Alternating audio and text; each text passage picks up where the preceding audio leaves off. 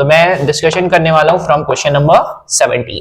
ठीक, क्वेश्चन को अगर हम ध्यान से पढ़ें तो सबसे पहले ये देखते हैं कि ये क्वेश्चन कहां से लिया गया है। तो ये क्वेश्चन लिया गया है that is dual nature matter and radiation से, यानी कोई भी मैटर है तो उसको रेडिएशन के फॉर्म में किस तरीके से हम देखते हैं। ठीक है, चलिए तो यहां पर सबसे पहले बात करेंगे की पॉइंट्स। की पॉइंट्स, क्या क्या की पॉइंट्स है जरा देखिए ध्यान से। की पॉइंट्स में फर्स्ट की पॉइंट होगा जहां पर हम लोग बात करेंगे वर्क फंक्शन की। किसकी बात करेंगे? Work function. और वर्क फंक्शन क्या होगा जरा इसकी चर्चा कर लेते हैं। सबसे पहले यहां पर ले लेते हैं कोई भी मेटालिक प्लेट। इस मेटालिक प्लेट, ये मेटल की प्लेट है तो आपको इनके पास मिलते हैं फ्री इलेक्ट्रॉन्स, और वो इलेक्ट्रॉन कहां पर होते हैं? सरफेस पर होते हैं और फ्री टू मूव होते हैं। ठीक है, लेकिन फ्री टू मूव है इसका मतलब ये नहीं कि ये सरफेस को छोड़कर भाग जाए, ऐसा बिल्कुल भी नहीं करते हैं।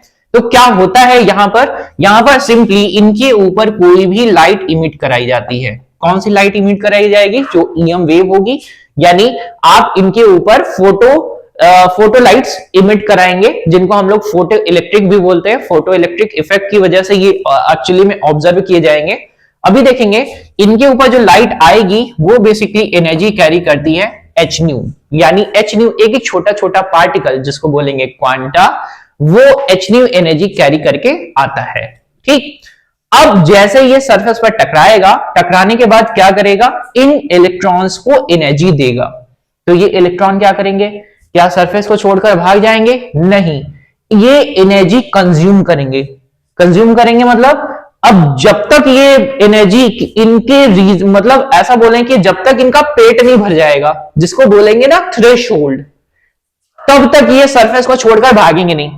तो जैसे इनका पेट भर जाएगा, यानी ये गेन कर लेंगे कुछ एनर्जी को, तो ये क्या करेंगे? सरफेस को छोड़कर भागने की कोशिश करेंगे।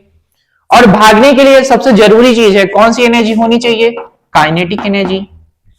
तो एक्चुअली हुआ क्या? टोटल एनर्जी कितनी आई? H new. कुछ खर्च हो गए किसमें? इन्होंने कुछ खा लिया, दैट इज कितना खाया? उसी को बोलेंगे फाई नॉट, यानी वर्क फंक्शन। तो ये छोटी सी बात आपको क्लियर हो गई होगी। फोटो इलेक्ट्रिक इक्वेशन की बात करें जो आइंस्टाइन साहब ने दिया है, आइंस्टाइन साहब का इक्वेशन क्या कहता है कि भाई एच न्यू एनर्जी अगर हम दे रहे हैं तो कुछ खाने में खर्च हो जाएगी, दैट इज फाई नॉट, और कुछ उठकर जाने में खर्च चली जाएगी, जिसको बोलेंगे in terms of kinetic energy. ठीक है, यहां पर मुझे ये निकालना है कि ये जो इलेक्ट्रॉन है ना, ये बाहर जा रहा है तो उसका वेवलेंथ कितना होगा। बस यही आपको काम करना है।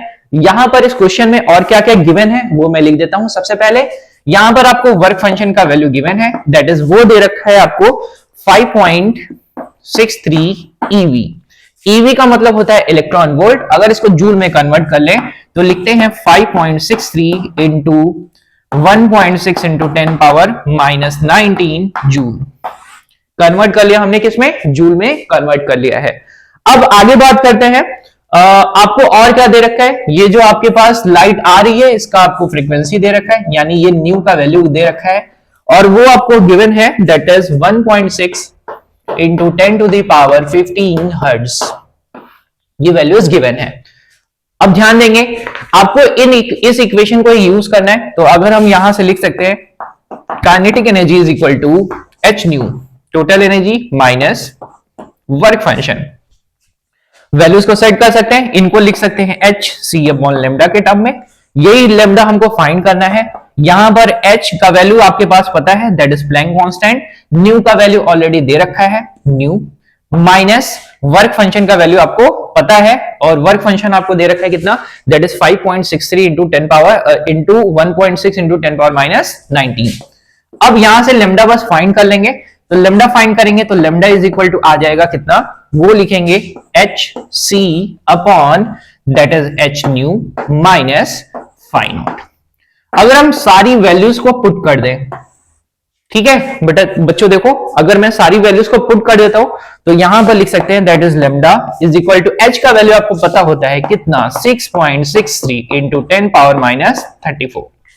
ठीक, सी का वैल्यू भी पता है, that is 3 into 10 power 8 metre पर सेकेंड, और एच का वैल्यू फिर से रखना है, that is 6.63 into 10 to the power -34। Next nu का वैल्यू क्वेश्चन में गिवन है, that is 1.6 into 10 to the power 15 and phi naught, आपको वर्क फंक्शन का वैल्यू यहां पर हमने लिख रखा है, तो ये हो जाएगा that is 5.63 into 1.6 into 10 power minus 19।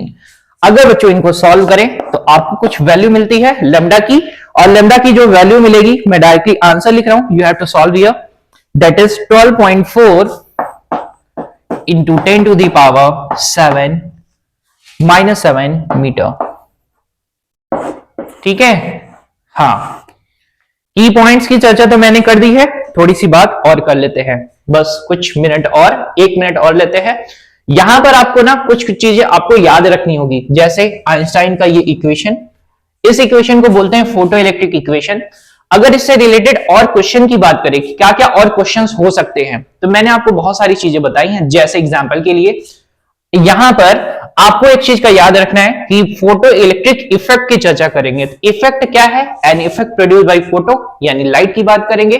तो अब वहां पर देखेंगे हम लोग, सबसे पहले ये होता है कि फोटो इलेक्ट्रिक एक्सपेरिमेंट को समझाइए।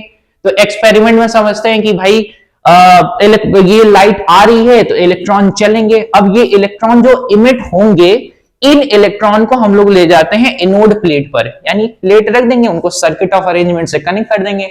कनेक्ट करने से हमको मिलती है करंट, क्योंकि चार्ज के flow, rate of flow of charge ही क्या कहलाता है? करंट कहलाता है, जिसको हम लोग बोलेंगे फोटो करंट। तो बच्चों के सवाल अक्सर आते हैं कि वो फोटो करंट किन किन बातों पर डिपेंड करेगी या निर्भर करेगी। तो आपको ये याद रखना है कि वो फोटो करंट डायरेक्टली रिलेटेड होती है इंटेंसिटी से, कितने नंबर ऑफ फोटोन आ रहे हैं। ठीक, उसको एक बात से और मतलब होता है क्या? दैट इज बार बार हम लोग बात करते हैं ना कि एनर्जी, एनर्जी से क्या मतलब होगा? क्या एनर्जी डायरेक्टली रिलेटेड होती है दैट इज फ्रीक्वेंसी और वेवलेंथ से। ठीक, तो इस बात का ध्यान रखेंगे, अगर फ्रीक्वेंसी या वेवलेंथ में चेंज कर रहे हैं तो हम डायरेक्टली चेंज करेंगे उसकी एनर्जी को। तो एनर्जी से बहुत मतलब नहीं होगा आपको किसका? सैचुरेशन करंट का। ठीक है, ये बात क्लियरली मेंशन है एनसीईआरटी की बुक्स में, और बहुत सारी बुक्स में भी आपको देखने को मिल जाएगी। यानी सैचुरेशन करंट का सीधा सा लेना देना है that is number of photon से। ठीक है ना? चलिए, number of photon of incident radiation. ठीक, चलिए, तो ये हो गया क्वेश्चन नंबर 17।